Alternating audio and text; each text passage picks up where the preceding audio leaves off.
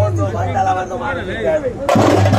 ಇದನ್ನು ಮಾಡುವ ಪ್ರಯೋಜನವೇನೆಂದರೆ ನಮಗೊಳ್ಳೆಯದಾಗಬೇಕು, ನಮಗೊಳ್ಳೆಯದಾಗಬೇಕು, ಮಕ್ಕಳಿಗೆ ಒಳ್ಳೆಯದಾಗಬೇಕು, ನಮ್ಮ ದನ ಕರುಗಳಿಗೆ ಒಳ್ಳೆಯದಾಗಬೇಕು ಎಂದು ಒಂದು ಮಂಡಲವನ್ನು ಮಾಡುತ್ತಿದ್ದೇವೆ.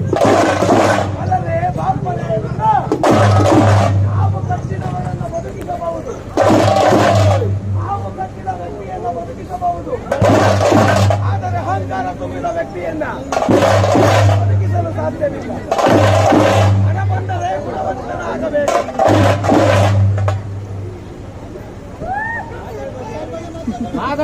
ಹಣ ಬಂದರೆ ಗುಣವಂತನಾಗಬೇಕು, ಅಹಂಕಾರಿಯಾಗಬಾರದು. ಅಲ್ಲದೆ ಪಾಪನೇ ಯಾವ ಸನಿರಾಯನ ಮುಂದೆ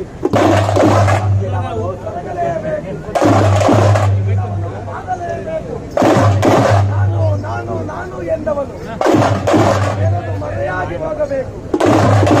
ಧರ್ಮದ ಭಕ್ತಿಯಲ್ಲೇ ಉಳಿದವರು ಮೆರೆಯಲೆ ಬಿಡ, ನಿನ್ನ ಪಾಲಿಗೆ ನೀನು